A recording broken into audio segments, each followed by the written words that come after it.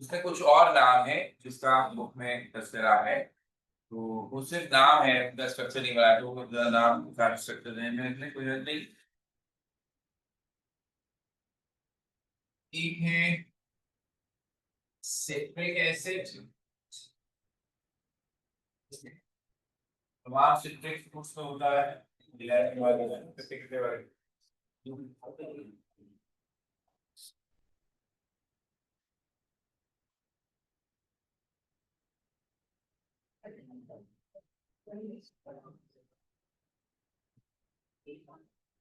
जितना नॉमेनक्लेचर आपने पढ़ा है उसमें आप इसका आईयूपीएसी नाम नहीं, क्योंकि इसमें CWH ग्रुप ब्रांच में गए,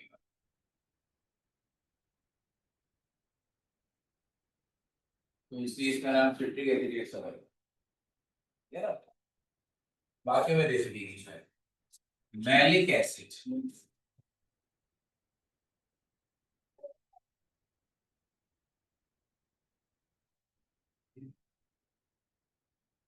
इसका नाम क्या है?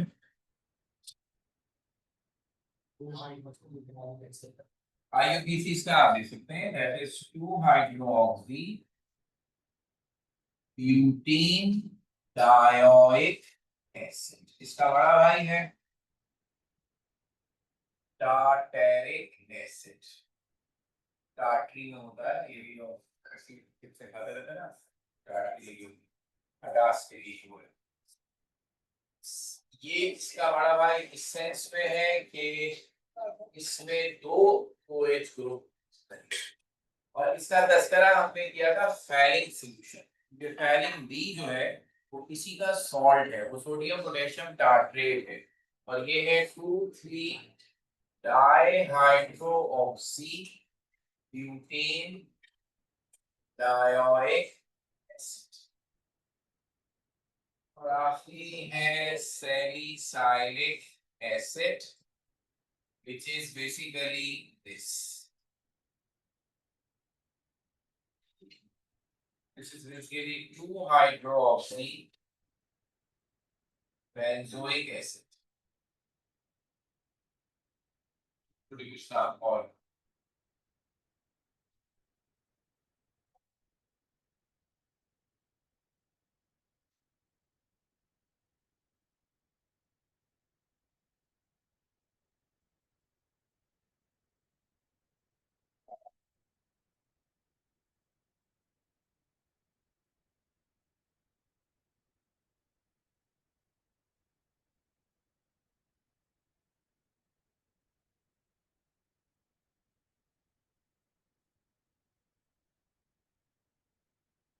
अब ये टॉपिक केमिस्ट्री में बस जिंदगी के लिए रख दिया, टाइम पास की वजह ये कि ये असल में तो इससे बहुत ज्यादा तफसील के साथ आप बायोलॉजी में करते हैं। ये ई कैट पाने के लिए कुछ हो सकता है कि वैसे बात उसके लिए मुश्किल भी हो जाता है और थोड़ी, लेकिन आपको जो बातें हम बताएंगे आप ज्यादा बात जानते हैं, और इनफैक्ट मुझसे ज्यादा जानते हैं, कि मैं जीरो इन बायोलॉजी, बल्कि अगर माइनस में होती है कोई बायोलॉजी नहीं होती।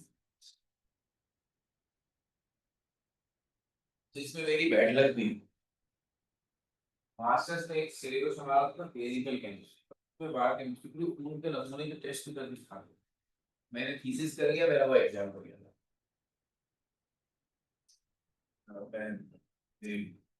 रेडियो केमिस्ट्री में थीसिस में क्या है, मेरा मन क्या, मेरा वो प्रैक्टिकल एग्जाम में सब था, वो मैं बिल्कुल भी नहीं पढ़ सकता। तो अगर आप कभी किसी को बायोलॉजी पढ़ाएंगे तो आएंगे को पढ़ा, मैं बहुत तवज्जो से पढ़ता हूँ। एक दफा मैंने से पढ़ी थी बायोलॉजी, मैंने उसी का आज आपने मुझे 2 दफा पढ़ाया है। नहीं है लेटेस्ट में एकदम पढ़ाया नहीं, पहली और आखिरी। भाई इतने मुश्किल मुश्किल बम मारते हैं ना, आदमी बेसिक से शुरू करे। मुझे पता है एक आदमी बैठा हुआ उसको नहीं आती बायोलॉजी, मैं इतने पढ़ रहा हूँ तो ये तो तुम्हें पता होगा, तो क्यों पता होगा, तब ये ऐसे ही पता होगा। जब तक वो मुश्किल लफ्ज़ ले रहा हूँ कि तेरी आत्मा को शांति नहीं मिलती, इसको आसान क्यों बता, तो ये है क्या। फिर मैंने सोचा ऐसे ही चलेगा, वहाँ कोई मसला नहीं, बायोलॉजी अगर जितना रह सकता है आदमी को ऐसा होता है। तो हमारी बायोकेमिस्ट्री में वैसे हमारे सिलेबस में चैप्टर छोटा हो गया, पिछली किताब किसी को याद रहे ये बात काम आई क्योंकि आपको बायोकेमिस्ट्री आगे बढ़ती है। तो जो हमारी लास्ट बुक थी उसका जो बायोकेमिस्ट्री का चैप्टर था, यानी उसमें उन्होंने बहुत सी बेसिक टर्म्स बड़ी क्लियर रखा। ये वाली में उन्होंने एक तो एल्जीब्रा मारी है और छोटा कर दिया, और इतनी अच्छी एक्सप्लेनेशन नहीं दी थी। तो कहीं वो बुक मिल जाए तो उसके पास रखें, बुक वहां का, क्योंकि वहां भी यही होता है जैसे गैप, कि वो लोग जहां से शुरू करते हैं हम वहां खत्म नहीं करते, बीच में बफर जोन है। ओके नहीं तो पढ़ गया वो जिंदगी कसम नहीं पढ़ गया है। तो हमें सिर्फ इसमें से एक टॉपिक पढ़ना है विच इज बेसिकली इन्होंने कॉम्बो बनाया है बायोकेमिस्ट्री में प्रोटीन्स और इंडस्ट्रियल केमिस्ट्री में प्लास्टिक्स।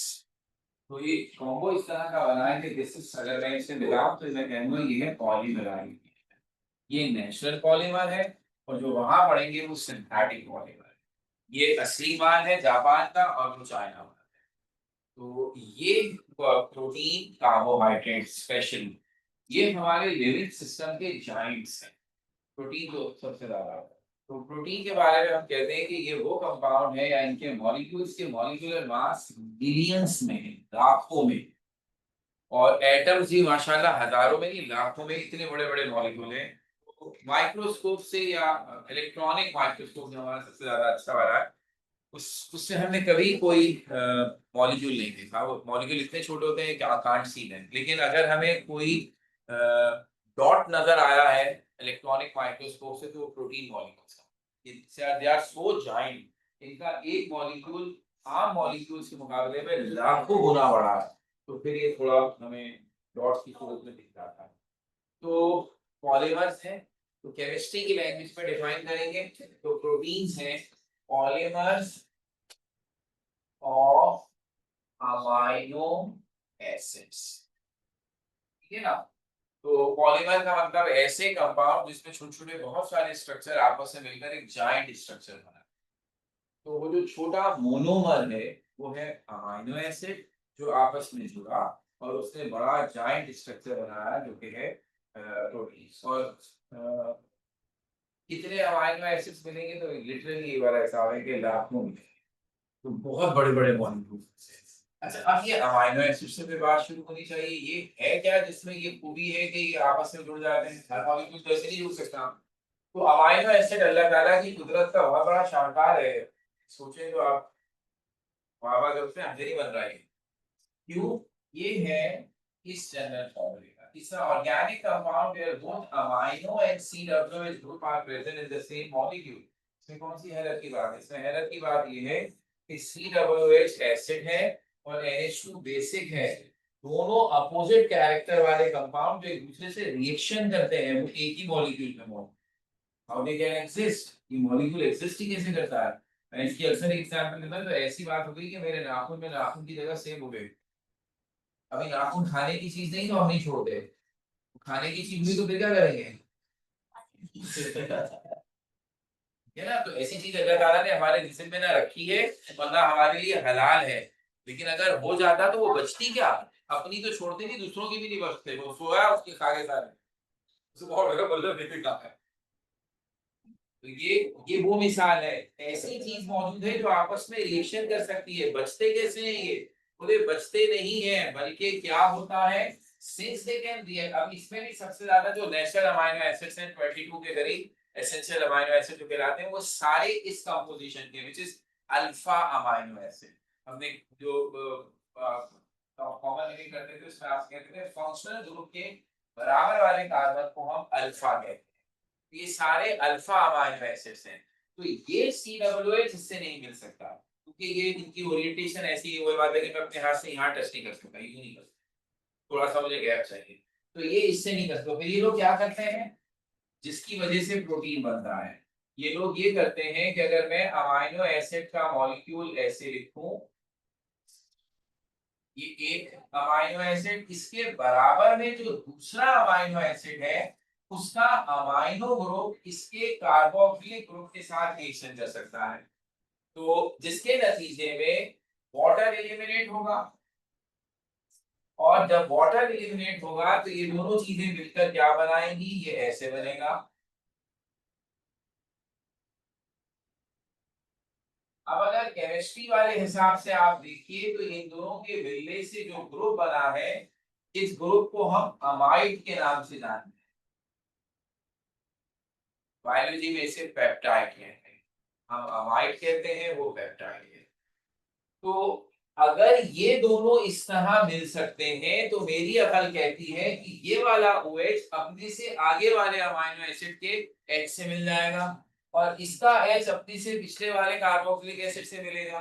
तो चूंकि इधर वजह मौजूद है एक दूसरे से कनेक्ट होने की, तो unlimited number of amino acid खट खट खट खट करके जुड़ते चले जाएंगे। That is what happens in proteins. तो प्रोटीन्स में ये वाली लिंकेज जिसको हम कहते हैं अमाइड लिंकेज या पेप्टाइड लिंकेज, ये हजारों की तादाद में और कहीं कहीं तो लाखों की तादाद में होते हैं। इसलिए तमाम प्रोटीन्स को पॉलीपेप्टाइड यानी बहुत सारे पेप्टाइड लिंकेज या बॉन्ड वाला कंपाउंड या पॉलीअमाइड कहते हैं।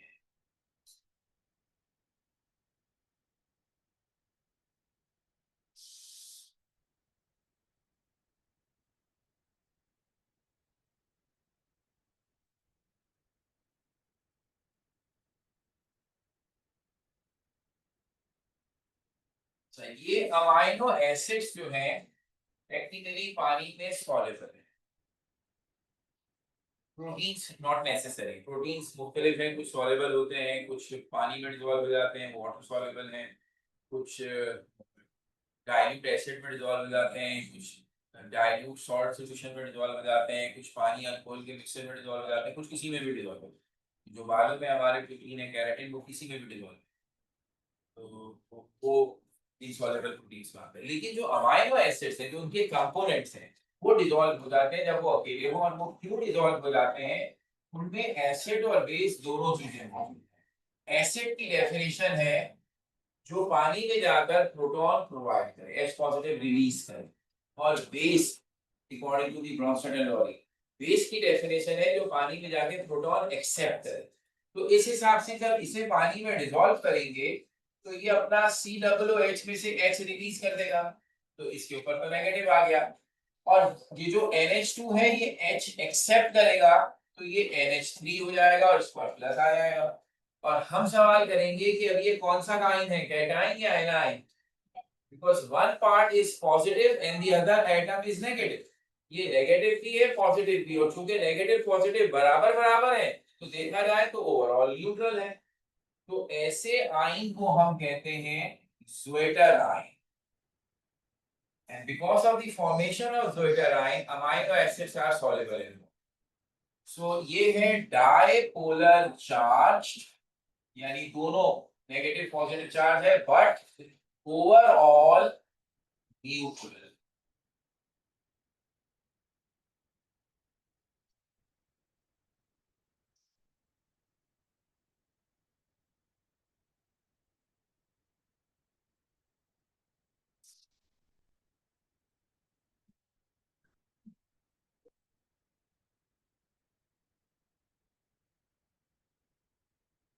अब प्रोटीन्स की अगर हम क्लासिफिकेशन करें,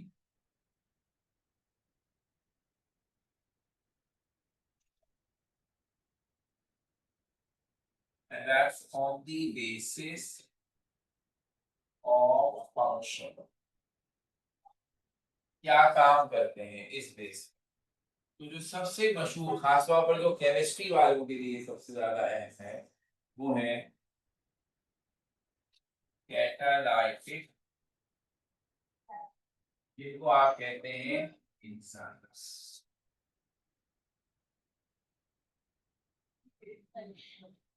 आप कभी कभी ये जुमला कहते हैं बच्चों के लिए, कुछ बड़ों के लिए, बड़ा क्रिएटिव माइंड है। टेक्निकली जुमला ही गलत है, कैन नॉट बी क्रिएटिव। वो एक ही है जो क्रिएट करके है, हम नहीं कर रहे, हम सब नकल चुर रहे हैं। अगर हमारे दिमाग में कोई क्रिएटिव आइडिया आता भी है ना, तो वो भी किसी चीज को हमें शायद पता चलता हो या ना पता चलता हो, मगर हम किसी एग्जिस्टिंग चीज की कॉपी कर रहे होते हैं। तो सारे दिमाग हमारा ऐसा बना है कॉपी कर, खुद से नहीं सोच सकते हैं, गलत फहमी मत रहिएगा। ये ऊपर वाला अल्लाह ताला ही है जिससे सब क्रिएट कर। हमारे दिमाग में आइडिया हमेशा, कोई एक चीज हमने ऐसी नहीं बनाई है दुनिया में जिसकी कोई नेचुरल एग्जाम्पल पहले से मौजूद था। हमें जहाज बना दिया तो अल्लाह ने तो आपके जहाज पे इतने बड़े बड़े छोटी छोटी मच्छियों को उड़वाया वगैरह, देखो तो उसमें कौन सा इंजन लगा हुआ है जिससे उड़ रहा है। तो हमने तो उन्हीं को इंस्पिरेशन लेकर उड़ाया ना, खुद से थोड़ी उड़ाती हो। तो हमारी ये बड़ी बेहतरीन इंसान है। हम केमिस्ट्री में कैटलिस्ट यूज करते हैं, क्योंकि आप पढ़, मैंने तो खैर पढ़ा दिया था बाद में यूज कर गया ना, ग्रीन केमिस्ट्री का जो नया कॉन्सेप्ट है उसके मुताबिक अब हम केमिस्ट्री में आहिस्ता आहिस्ता रिएक्शंस को हीट करके करने को अवॉइड कर रहे हैं। हम इस चीज को डिस्करेज कर रहे हैं कि रिएक्शंस के दौरान हीट करना, क्योंकि उससे फ्यूल लगता है, फ्यूल से पोल्यूशन फैलता है। और हम हीटिंग करते हैं इसलिए कि रेट ऑफ रिएक्शन तेज हो, तो हम इस बात को एम्फसाइज कर रहे हैं कि आप हीटिंग की जगह कैटलिस्ट इस्तेमाल करें। तो जो रिएक्शन कैटेलाइटिक है हम उसको ज्यादा फेवर दे रहे हैं, और जो हीट करके रेट ऑफ रिएक्शन तेज कर रहे हैं उनको डिस्करेज कर रहे हैं। तो कैटलिस्ट का आइडिया कहाँ से आया? The substance which can increase or decrease the rate of reaction without consuming itself during the reaction. ये हमने नहीं बनाया, कोई हमारे अंदर दुनिया करा दी। ये जब हमने प्रोटीन्स की कैरेक्टरिस्टिक्स को स्टडी किया, देखा हमारी बॉडी में ये करते क्या है, तो पता चला group of protein is doing a very strange thing. They are controlling the speed of every, I repeat, every biochemical reaction happening in the living organism। हद ये है कि वो रिएक्शन जिससे कोई सेल एंजाइम बनाता है उसे कोई और एंजाइम कैटेलाइज करता है। एक सिंगल रिएक्शन ऐसा नहीं है हमारी बॉडी में होने वाला जो किसी एंजाइम से कैटेलाइज ना हो। Number one. नंबर टू, इनकी एक्टिविटी हमारे कैटलिस्ट के मुकाबले में बहुत ज्यादा है। यानी अगर एक ही रिएक्शन एंजाइम के मदद से करवाया जाए और वही रिएक्शन हमारे किसी सिंथेटिक कैटलिस्ट से कराया जाए इनऑर्गेनिक, बहुत फर्क जमीन आसमान का। यानी वो फर्क ये है कि एक जगह क्रिकेट में रिकी पॉन्टिंग खेल रहा हो और दूसरी जगह मैं खेल रहा हूँ। तो मैंने आपकी भी नाम ले सकता था, लेकिन मेरा जब देखिए मैंने अपना नाम लिया। इतना बुरा नहीं खेलता, पॉन्टिंग से थोड़ा तो बस फर्क है, बस बुरा बना देता, मैं नहीं बना था। खेलते तो हो गया। अच्छा, तो ये इतना बड़ा फर्क है, तो इसका मतलब है एंजाइम एक्चुअल फ्रेम था जिसको देखकर उसके एक्शंस को समझकर हमने ये फैसला किया कि वी नीड सम सिंथेटिक। बहुत बड़ी ब्रांच है ये हमारी केमिस्ट्री की, सरफेस केमिस्ट्री कहलाती है, जिसमें हम इस चीज पर रिसर्च करते हैं कौन कौन से केमिकल ऐसे हैं जिनकी सरफेसेस में वही खूबी है। जैसे एग्जाम पढ़े होंगे सारे, वो की लॉग मॉडल सबसे मशहूर है। एंजाइम्स प्रोटीन मॉलिक्यूल का शेप ऐसा होता है कि वो शेप में अपने रिएक्टेंट को या सबस्ट्रेट को लॉक कर लेते हैं और इस तरह से रिएक्शन करवाते हैं। तो हम इनऑर्गेनिक सब्सटेंसेस में से वैसी ही फीचर देखने की कोशिश करते हैं। ट्रांजिशन मेटल जो सबसे ज्यादा कैटलिस्ट के तौर पर हमने यूज किए हैं, उनकी सरफेस में अल्लाह ताला ने ऐसा हिसाब रखा हुआ है, उसमें कुछ कहलाते हैं इंटरस्टिशियल गैप्स। यानी उनके एटम की अरेंजमेंट ऐसी है कि बीच में कुछ कुछ गैप्स हैं, उन गैप्स में छोटे छोटे एटम फंस सकते हैं। इसलिए ट्रांजिशन मेटल में बड़ी जबरदस्त टेंडेंसी है कि वो अपनी सरफेस पर कुछ केमिकल्स को एब्जॉर्ब करके उनके रेट ऑफ रिएक्शन को तेज कर पाए। तो ये सारे आइडिया यहाँ से बहुत ही इंपॉर्टेंट। तो एंजाइम्स हमारे हैं बेसिकली लिविंग कैटलिस्ट। और कुछ कॉमन एग्जांपल्स हैं जो हमारे काम आएंगी।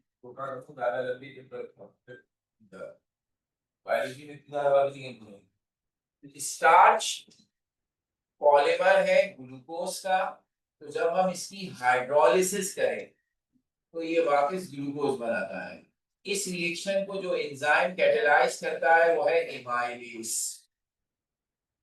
हम जो खाना खाते हैं उसमें जो कार्बोहाइड्रेट आमतौर पर होता है वो स्टार्च होता है।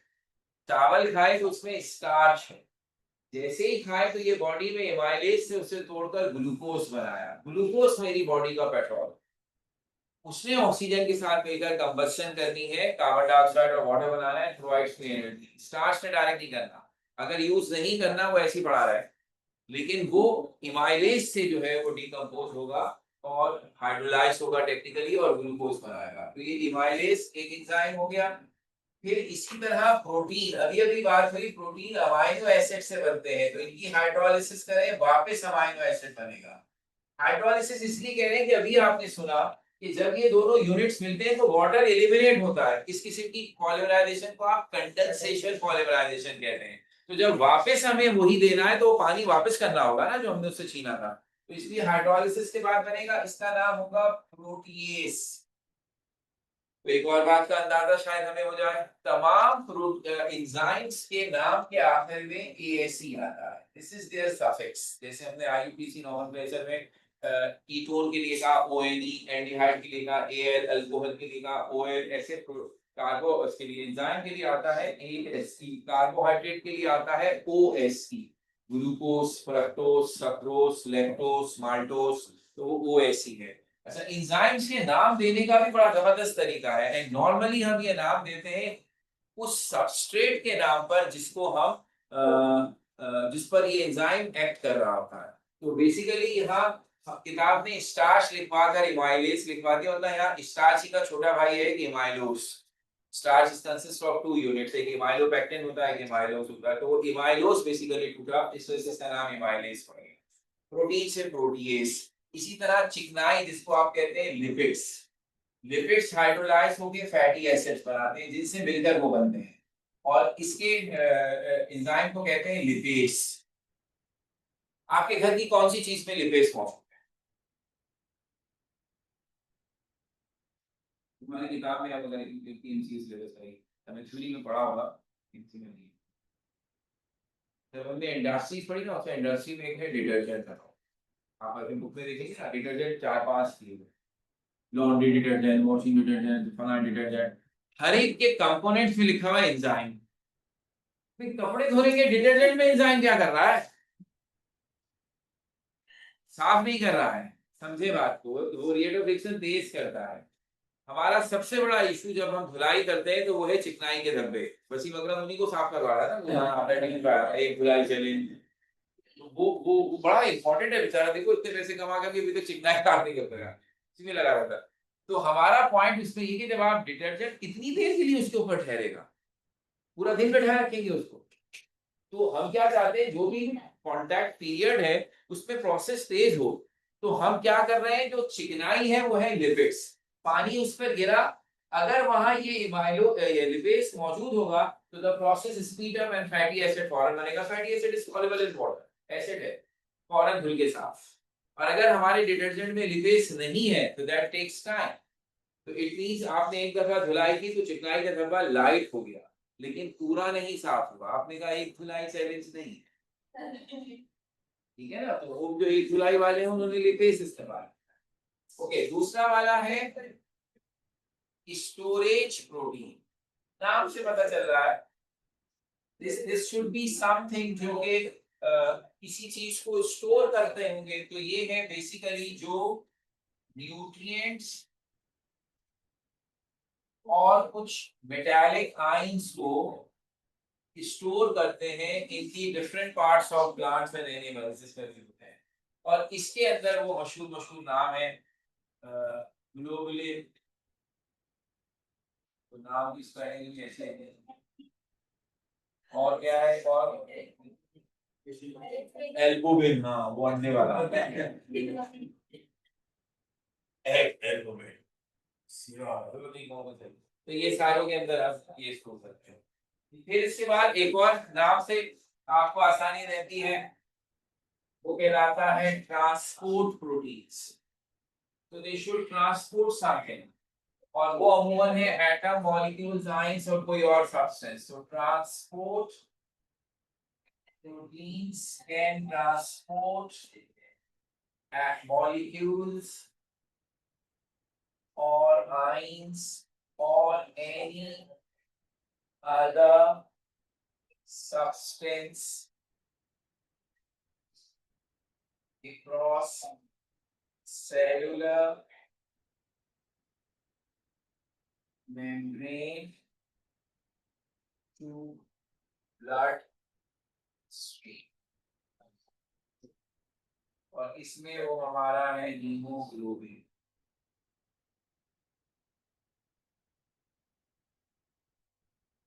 ये जो हमारी बॉडी में जगह जगह मेम्ब्रेन्स हैं, जिनको आप किसी को कहेंगे सेमी परमेएबल मेम्ब्रेन, किसी को सिलेक्टिवली परमेएबल मेम्ब्रेन, किसी को डिफरेंशियल परमेएबल मेम्ब्रेन, ये सब नेचुरल है। अल्लाह ताला ने हमें ये आइडिया दिया कि दुनिया में ऐसा सब्सटेंस हो सकता है जो कुछ को अलाउ करे कि वो गुजर जाए और कुछ को रोक ले। अगेन चीटिंग वाले साइंसदान है, बहुत बड़ी साइंस इस पे चल रही है जिसमें हम सिंथेटिक मटेरियल बना रहे हैं जो सिलेक्टिवली परमेएबल मेम्ब्रेन बन, और उसकी इतनी जबरदस्त एडवांसमेंट सी हो जाती है। अगर हम में से किसी को याद हो तो सोडियम हाइड्रोक्साइड बनाने का तरीका होता है कास्टर गैस है, इसमें मरकरी इस्तेमाल होता है। मैंने आपसे कहा था मरकरी की वजह से पोल्यूशन फैलता है, इसलिए दुनिया के बहुत सारे इलाकों में ये इस्तेमाल नहीं होता। वहाँ इस्तेमाल होता है गिब्स ड्राई मेथड, उसमें वही मेम्ब्रेन यूज करते हैं। बहुत महंगी होती है लेकिन वो मेम्ब्रेन यूज करते हैं जो एनोड पर क्लोरीन और ओएच को मिल रही है। तो इस तरह मरकरी इस्तेमाल किए बगैर हम बड़ा अच्छा रिएक्शन है। ये भी आइडिया यहाँ से आया। तो सारे आइडिया, बस हमारी मालूमात अच्छी हो, सारे आइडिया जो इंसानों ने जितनी इन्वेंशन की ना सब यहाँ से उठाया। अब आपने कहा आर्टिफिशियल इंटेलिजेंस, तो जब से हमने ये कोड समझाया ना, यहाँ का डीएनए समझ आ गया, दिमाग काम कैसे करता है, आर्टिफिशियल इंटेलिजेंस वाला भी। लेकिन अभी भी इसका मुकाबला नहीं कर सकते हैं। वो आर्टिफिशियल इंटेलिजेंस वाला सिर्फ वही बताएगा जो उसे बनाने वाले ने उसमें फीड किया है। वो गलत भी हो सकता है, वो आपकी तरह नहीं सोच सकता। तो ये गलतफहमी भी किसी को ना आए कि I can think like, it can think faster than but not. वो एक साथ बहुत जल्दी होगा। हम हमें अगर आप 5 सवाल एक साथ देने चाहे वो एडिशन में हो, it will take time to work. लेकिन वो नई चीज नहीं सोच सकता हमारी तरह। आखिरी बन गया इसमें हार्मोनल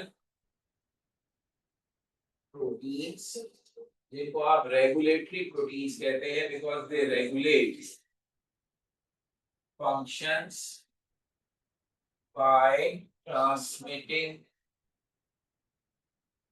signals between cells।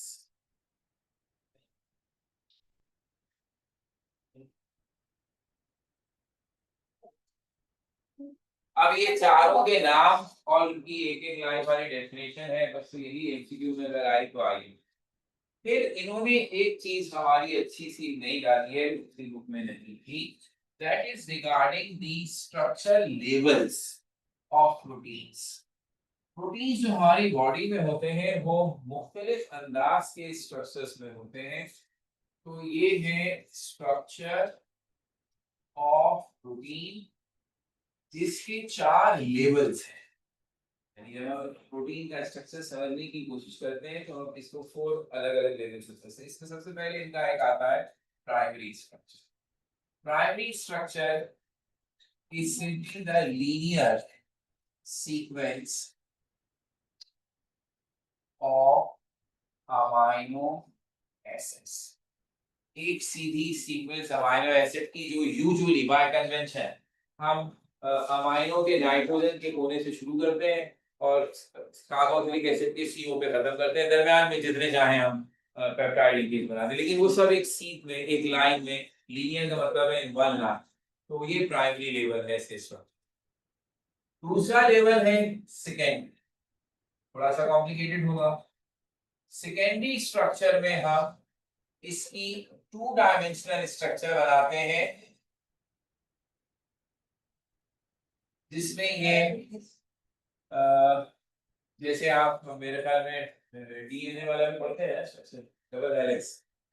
हाँ, तो ये तकरीबन वैसा स्ट्रक्चर बनाता है। इसमें एक लीनियर स्ट्रक्चर, ये दूसरा लीनियर स्ट्रक्चर, इसलिए कर्ल करके एक दूसरे में हेलिक्स अंदाज से मिलते हैं। और ये दोनों स्ट्रैंड्स जो है या दोनों जो लीनियर सीक्वेंसेस हैं, इनके दरमियान में हाइड्रोजन बॉन्डिंग होती है।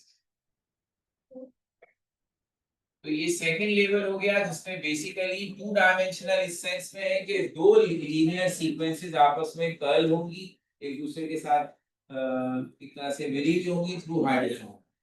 इसको और कॉम्प्लिकेटेड करते हैं तो ये बनेगा tertiary structure. Tertiary structure is a 3 dimensional structure जिसमें इस तरह की और ज्यादा लीनियर स्ट्रक्चर एक दूसरे में मिले हुए होंगे। वो ये 1 डायमेंशन हो गया, 2 डायमेंशन, ये 3 डायमेंशन। और इसमें चूंकि लिंकेज बहुत ज्यादा हो, कहीं पर हाइड्रोजन बॉन्डिंग के जरिए सीक्वेंसेस मिली हुई है, कहीं पर आयोनिक बॉन्डिंग से मिली हुई है, सॉल्ट ब्रिज कहते हैं हम उसको आमतौर पर, कहीं पे weak van der Waals forces हैं। ये सारी की सारी जो है टर्शियरी स्ट्रक्चर्स में, जबकि क्वॉटरनरी स्ट्रक्चर है द मोस्ट कॉम्प्लेक्स, जिसमें यूं समझ लीजिए कि मल्टीपल सब यूनिट्स जो है प्रोटीन्स के वो एक दूसरे के साथ इस तरह मिले हुए होते हैं कि हम कोई भी पर्टिकुलर सीक्वेंस जो है आसानी से देख नहीं सकते। तो सबसे कॉम्प्लेक्स वाला जो स्टाइल है वो क्वॉटरनरी स्ट्रक्चर है।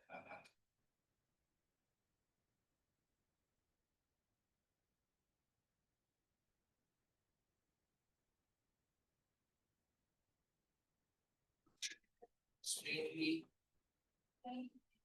complex structure of multiple sub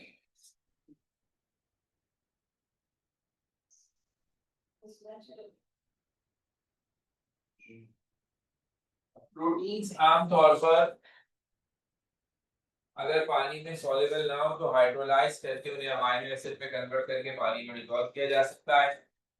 proteins amphoteric होते हैं। ये एम्फोटेरिक क्या है? can show both acidic and basic character, और वो इसलिए है कि इनमें COOH ग्रुप भी है जो एसिडिक है और अमाइनो ग्रुप भी है जो बेसिक है, that's why they are acidic. ठीक हो गई बात। अब ये जो आखिरी चीज है, बस want to read and finish it, okay. ये हम ऑलरेडी छठे में एक दफा कर चुके थे, मैंने पॉलीमराइजेशन पर पढ़ाया था, यहाँ उसे दोबारा सिर्फ गो थ्रू करते हैं। इंडस्ट्रियल केमिस्ट्री में हमारा टॉपिक है plastics, which is also one of the synthetic polymer. तो हम कहते ही ये हैं कि प्रोटीन्स आर नेचुरल पॉलीमर्स और plastics are synthetic polymer. Copy paste ही है, और एक तो बहुत ही ज्यादा है। हमने दो के बारे में पढ़ना है, पॉलीविनाइल क्लोराइड और एक नायलॉन। नायलॉन जो है वो सिंथेटिक पेप्टाइड है, यानी उसमें भी पेप्टाइड लिंकेज है, just like protein. Protein natural peptide हुआ और नायलॉन जो है वो सिंथेटिक हुआ, वो हमने बनाया। तो भारत शुरू से अगर बात करें, synthetic polymers are the polymers is the high molecular mass compound that forms by the combination of the large number of one और मोर टाइप्स ऑफ पॉलीमर, जिसको हम कहते हैं मॉलिक्यूल, जिनको हम कहते हैं मोनोमर्स। अच्छा, इनकी दो क्लासिफिकेशन हुई, एक एडिशन और एक कंडेंसेशन। तो ये हम उस वक्त पढ़ चुके थे कि एडिशन का मतलब है मोनोमर आपस में मिलेंगे और एक जॉइंट स्ट्रक्चर बनाएंगे, नो साइड प्रोडक्ट। कंडेंसेशन का मतलब है मोनोमर आपस में मिलेंगे, जॉइंट प्रोडक्ट पॉलीमर बनेगा और साथ में वाटर मॉलिक्यूल। जब आपके पास पॉलीमर के साथ कोई साइड प्रोडक्ट बने, जो आमतौर पर पानी होता है या अमोनिया होता है, अमोनिया वाला कोई एग्जांपल आपके सिलेबस में नहीं है, इसलिए हम ज्यादा वाटर का यूज करते हैं। फिर जो प्लास्टिक्स हैं वो बेसिकली वो सिंथेटिक पॉलीमर्स हैं जो लार्ज नंबर ऑफ मोनोमर्स से मिले, और उनमें दो क्वालिटीज हैं, एक कहलाती है थर्मोप्लास्टिक, एक कहलाती है थर्मोसेटिक। थर्मोप्लास्टिक का मतलब है कि अगर आप प्लास्टिक को हीट करें और वो सॉफ्ट हो जाए, आप उसका जो भी शेप बनाना चाहें बना लें, फिर दोबारा कूल कर दें, फिर हीट करें, शेप चेंज कर लें, तो हीटिंग कूलिंग करके जिसके शेप को एडजस्ट किया जा सकता है वो थर्मोप्लास्टिक है। जबकि जिसका शेप एक दफा सेट हो जाता है, जब वो बनता है उसके बाद आप उसको चेंज नहीं कर सकते, वो थर्मोसेट। थर्मोस्टैटिक आमतौर पे कंडेंसेशन पॉलीमराइजेशन से बनते हैं। चूंकि उनकी फॉर्मेशन से वाटर मॉलिक्यूल निकल जाता है, इसलिए अब वो दोबारा अपनी ओरिजिनल हालत में नहीं आ सकते। जबकि थर्मोसेट जो थर्मोप्लास्टिक है वो सिंपल एडिशन पॉलीमराइजेशन है, इसलिए वहां आप गर्म ठंडा करके जो चाहे शेप बना लें। हमें जो एग्जांपल पढ़नी है वो है polyvinyl chloride, which is the polymer of chloroethene or vinyl chloride. और ये इसके पाइप्स आते हैं, पीवीसी के पाइप, जो इंसुलेटर है बहुत अच्छे। तो ये जो चैनल पट्टी हमारी उनकी बिजली की तारों को लगाने के लिए उस पाइप में इस्तेमाल होते हैं। और दूसरा पॉलीमर जो हमें बेसिकली कंडेंसेशन का पढ़ना है वो है नायलॉन 66। नायलॉन 66 में आप याद रखेंगे कि एक कार्बोक्सिलिक एसिड और एक अमाइनो एसिड आपस में मिलकर पेप्टाइड बॉन्ड के जरिए बिल्कुल प्रोटीन की तरह का पॉलीमर बनाते हैं। बस फर्क क्या है, इंसान अभी इस काबिल नहीं हुए थे कि ऐसा मोनोमर बना दे जिसमें अमाइनो और COOH दोनों एक ही में होते। तो उन्होंने उसका रिप्लेसमेंट ये बनाया कि COOH का कंपाउंड अलग, अमाइनो का कंपाउंड अलग, और फिर दोनों को मिला दिया। तो जो हमारा कार्बोक्सिलिक एसिड है वो है एडिपिक एसिड, जिसमें दो COOH ग्रुप होते हैं, हेक्सेन डायोइक एसिड। और जो अमाइनो वाला है वो 16 डायमाइनो हेक्सेन या हेक्सामिथाइलिन डायमीन, दोनों में 6 कार्बन है, इसलिए जो नायलॉन बनता है उसको नायलॉन 66 कहते हैं। तो इसके बाद एक टॉपिक है एडहेसिव्स। एडहेसिव्स का मतलब है वो तमाम केमिकल्स जो चिपकाने के काम आते हैं, गोंद टाइप के जो। तो इनके सिर्फ नाम हमें आने चाहिए। स्टार्च इसमें से नेचुरल एडहेसिव है, यानी जो कुदरती तौर पर पहले जब ये केमिकल्स नहीं बने थे तो लोग इन्हीं स्टार्च को इस्तेमाल करते थे, पानी में डालकर उनका पेस्ट बनाते थे और उससे चीजें चिपकाते थे, अभी भी करते हैं। और जो अब केमिकल्स बन गए उसमें इपॉक्सी रीजन है। इपॉक्सी हमने आपको कहा था साइक्लिक ईथर को कहते हैं। ये इपॉक्सी ईथर है जो बहुत सारे मेटल्स को, प्लास्टिक को या ग्लास वगैरह को जोड़ने के काम आता है। सिलिकॉन रीजन जो है वो खास तौर पर ऑटोमोटिव इंजन के अंदर इस्तेमाल होता है, वाटर रिपेलेंट है। तो गाड़ी के इंजन में कहीं लीकेज हो जाए, गैसकेट लीक कर जाए तो वहां ज्वाइन करने के लिए हम सिलिकॉन रीजन इस्तेमाल करते हैं। सुपर ग्लो जो है केमिकली सायानो एक्राइलेट है, ये जो हमारी ज्वेलरी या खिलौने वगैरह है उसको जोड़ने में इस्तेमाल होता है। और वुड ग्लू जो है, तो वुड ग्लू जो है वो है पॉलीविनाइल एसीटेट, PVA कहते हैं। चलिए एक कहा, लेकिन आप याद कर लें अगर। हाँ, PVA होता है च्युइंगम, जो रोज च्युइंगम में खाते रहते हैं ना, उसमें जो च्युइंगम से भी जो लोग चिपका देते हैं ना चीजें, तो वो PVA पॉलीविनाइल एसीटेट हमारी च्युइंगम में भी होता है, और ये वुड ग्लू कहलाता है। अच्छा, एक टॉपिक एक पढ़ लेंगे आसानी खातिर, लेकिन ये मेरे हिसाब से गलतफहमी में है, और वो है डाइस। ये लिख दिया है आपके नए वाले अपडेटेड सिलेबस में, लेकिन किसी सिलेबस में डाई का टॉपिक नहीं, ना कराची बोर्ड के, ना फेडरल बोर्ड के, ना APK के। ये गलतफहमी शायद ये लगी है कि हमारे पास टॉपिक था कॉस्मेटिक्स का, और उस कॉस्मेटिक्स पे थे topic hair dyes, permanent hair dyes and temporary hair dyes is exclusively different thing. तो हमने एहतियातन उसका तारुफ लिख दिया है कि पढ़ने को एनर्जी पता तोता नहीं लूंगा। तो डाई का मतलब है कलर प्रोड्यूसिंग सब्सटेंस। दो तरह के कलर प्रोड्यूसिंग सब्सटेंस होते हैं, एक पिगमेंट कहलाते हैं, एक डाई कहलाते हैं। आपसे ज्यादा कौन जानता है? कपड़ों को, दुपट्टों को हम डाई करवाते हैं, तो क्या कहलाती है? कलरिंग करवाते हैं। मैं अपने घर की भी कलरिंग करवाता हूँ, दोनों में क्या फर्क है? इसमें लगता है पिगमेंट। पिगमेंट सरफेस से चिपकता है, आप चाहें तो खुरच के अलग कर लें। और डाई हमारे सब्सटेंस में एब्सॉर्ब हो जाए, वो खुरचने से अलग नहीं। तो डाई उस कलरिंग सब्सटेंस को कहते हैं जो अपनी सरफेस में एब्सॉर्ब हो जाए, और पिगमेंट उसको कहते हैं जो सरफेस से सिर्फ चिपकती है। तो डाइस जो हैं वो मुख्तलिफ टाइप की हैं, neutral dice, acid dice, base dice, बस इतनी चीज हमें पता। तो ये छोटे से 2-4 सवाल बना सकते हैं, बस ज्यादा नहीं। तो अब मैंने आपसे कहा था कि हम ये खत्म करके कोशिश अब हमारी हर क्लास में ये होगी कि हम कुछ क्वेश्चंस लाएं पीछे के चैप्टर्स में से और उनकी जम के अब प्रैक्टिस करें। इसका एक काम मैंने खुद कर दिया। तो रिसेंट हमने 2 चैप्टर्स पढ़े हैं, that is carboxylic acid and aldehyde ketones, यानी कार्बोनाइल कंपाउंड। उससे हमने एक असाइनमेंट बनाया है, आपको दे रहा हूं, आप खुद से सॉल्व करेंगे। जब नेक्स्ट क्लास में आएंगे, लेते हुए आएंगे, तो हम फौरन इसके आंसर एक्सप्लेन करें और फिर अगला ले लेंगे कोई। ठीक है? अच्छा, इसमें मैं थोड़ा सा काम ये करूंगा, पास भी कर ली, इस सेकेंड ईयर के भी दूंगा, फर्स्ट ईयर के भी।